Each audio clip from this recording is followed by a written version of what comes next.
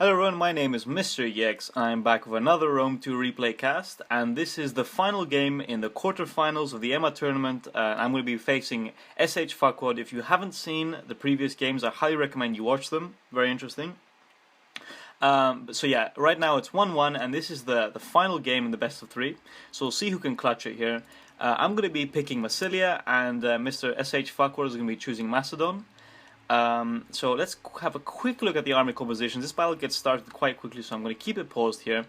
I have a front line of 4 Celtic warriors. Right behind them I have some Massilian Thuro spears to throw jabs right after charges, to make him pay, essentially, because I know that he's going to bring shock cavalry with Macedon. I mean, most people do. I have then 4 axe warriors to be sort of the more beefy mid-tier follow-up units. So my Celtic warriors take the charge, and then these guys go in there and they use their armor piercing to get some damage done without getting charged, obviously. And then behind that I have Massilian hoplites, 4 of them. These are a very tanky unit, and they're going to have these 2 layers of protection here, and this is crucial. So they're going to have 1 layer of protection from shock cav, another layer, and then there's going to be these guys. So they're going to get protected from charges, and if they don't get charged, these guys will actually perform very cost effectively because they're a great unit.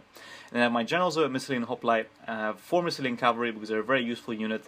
And I have some Epeius Lancers, no skirmish, because I just do not like bringing skirmish from Massilia, honestly, because Celtic Slingers suck, and I just feel like Massilia has so many fantastic tools at its disposal that it's just a waste of money, essentially, but that's just my opinion. So Mr. SH Fuckwad has 3 hoplites here in the center. He's doing the wing thing, where people have 3 wings and they operate them separately, and it seems to work in all of the battles. We'll see if it works in this one. So he has 3 hoplites here in the center. These guys are backed up by Thessalian cav and companion cavalry. So the idea is, I think, that he's going to charge into his shock cavalry to prevent these guys from getting charged, and then these guys will get in without getting charged, and they'll have a favorable engagement. They'll put their hoplite wall on and get some decent kills. So that's what I think the plan is, and he's going to be using his Thracian warriors to back these guys up. So these are going to be the holding units, essentially, and he's going to charge in and out with his Thracian warriors, getting kills as he goes, and using his shock cavalry as well. So that's a very nice little wing here. On this other wing, he has some Agrarian Axemen. These are a pretty decent unit. I feel like I don't bring them a lot because if they get charged, they get absolutely destroyed. But they're a pretty decent unit. Javs. He has some Militia Hoplites here. These are a fantastic unit. I love them. And why do I love them? Because they're only 300 and they're very heavy spear infantry, so they can really take a charge well and get some nice kills on cavalry. So I really do like this unit. And backing them up, he has some Thorax Swordsmen, and this is a shit unit, but you know, he does have Macedon, so he doesn't have any excellent mid-tier swords at his disposal. So I'm guessing he wants some Javs here, and he wants a decent sword unit, so he's gone for them. And supporting them, he has some Thessalian cav. And on this wing, he has 2 Agrarian Axemen, interesting, and he has 3 Thorax Swordsmen, so he's overloaded this wing, presumably, so he's going to try overload one of my flanks and get into my rear. And he has another Thessalian cav. So let's get this battle started. I'm going to fast forward a little bit so we can get to the main engagement. But a few general comments. The build that I brought is the no-nonsense Massilia build, I like to call it. It's basically the build that I like to bring if I'm playing seriously and I want to win a battle, but I don't want to waste a faction in a use it lose it, or I want to keep my opponent off his guard, basically. And so obviously he matched me with Macedon, and Macedon's a decent faction. But the reason why I love Massilia is because they have access to some absolutely fantastic mid-tier units, mid to low tier. These Celtic warriors and axe warriors are a fantastic unit if they don't get charged. And combined with the tankiness of Massilian hoplites, so I mean, this is obviously, there's a lot of infantry in this army. I think there's 13 infantry units and 5 cavalry units. So this is a very dangerous army. If he does not get the charges he needs, he's going to be in some serious trouble. So he's doing his little move here where he's going to try overload the flank here. So I'm going to move my flank away. So I'm going to turn, my army was here, and now I'm going to turn my axis so it's here, so that most of my army will be engaging with one flank here. And now I make a crucial mistake in this part of the battle. I'm not sure why I did it. I kind of felt that I can't explain it honestly. So I just decided to get my Celtic warriors in here. They get a jav toss on these Agrarian Axemen, but they're going to get straight up charged by these Thessalian cavalry. This is a very silly move on my part. I'm going to follow up with some axe warriors with some jabs, I believe. But this was a very silly move on my part. I shouldn't have done that. I took a lot of losses for no reason. Essentially, he's going to get his militia hoplites in here, and they're going to do quite well actually.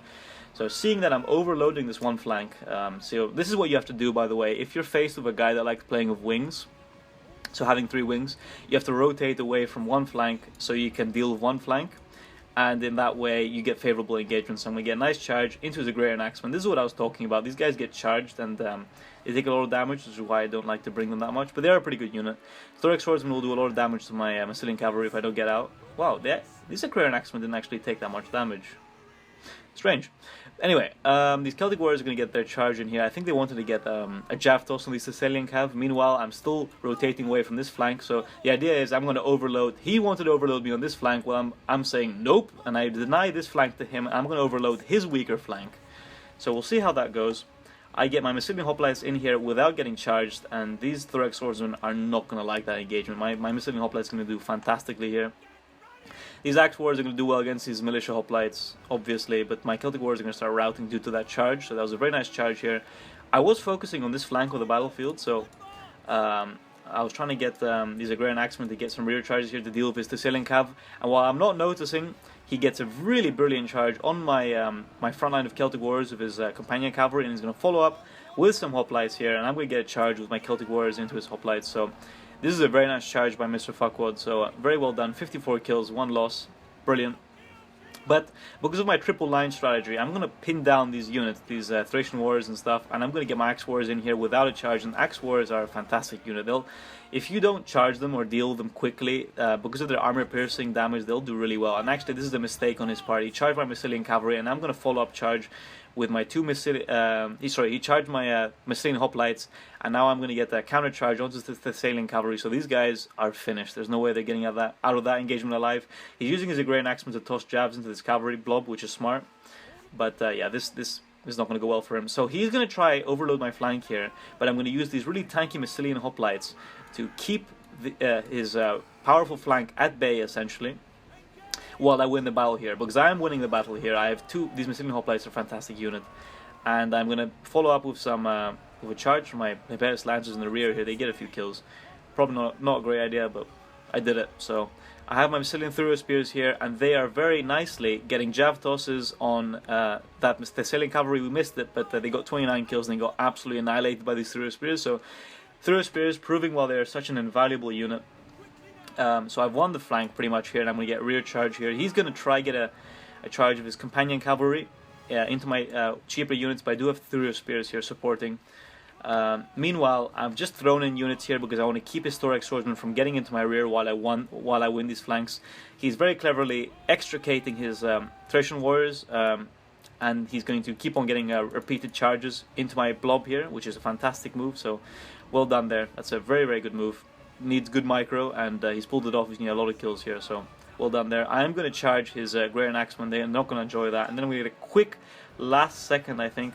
No, yeah, I'm going to get a charge on his Thessalian Cavalry. For some reason, he doesn't charge, and I managed to get the quick last second charge here against his Thessalian Cavalry, so they're going to lose that very, very badly, actually. Now, I'm going to quickly get... normally, these Thuro Spears do not like getting charged like this, but because they were dispersed and they weren't in a single line, that charge is actually not going to be as effective as he'd like. And as he's tangled up with my infantry there, I'm going to follow up with Massilian Cavalry, so that spells the end of his general. I mean, his general can't take... His general is caught up with my Massilian Cavalry here, so they can't get a last second charge into my my guys, so he's going to eat it now. Because without a charge, these guys are not going to do well.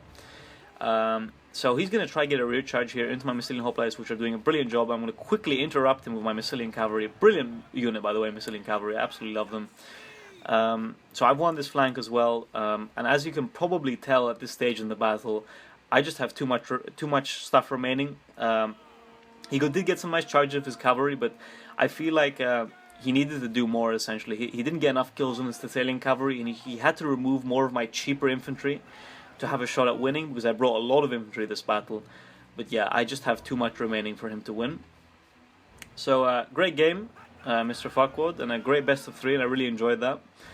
And next I'm going to be casting the battles I play in the next round against Bobby, and then we're going to be having a look at the finals. I'm not going to spoil who won that best of 3, so you'll just have to find out. And if you already know, oh well. Still enjoy those games anyway. So yeah, good game, Mr. Fuckwad. I really enjoyed that best of 3. Always a courteous guy. So, in terms of the stats, my general doing nothing special, 63 kills, DC Pace Lancers, 96 is not bad considering how many remaining Massilian Cavalry, an indispensable unit, fantastic unit. They have some fantastic melee stats, not that much armor, but they're really good for their price. I love them. These Axe Warriors doing pretty well actually, two chevrons. This is the thing, if they don't get charged, as they weren't in this battle, and they get into engagements uninterrupted, because of their armor piercing, they can do really well, and you clearly see that in this battle. They're a really great unit. These Celtic Warriors doing okay. These guys got charged, obviously.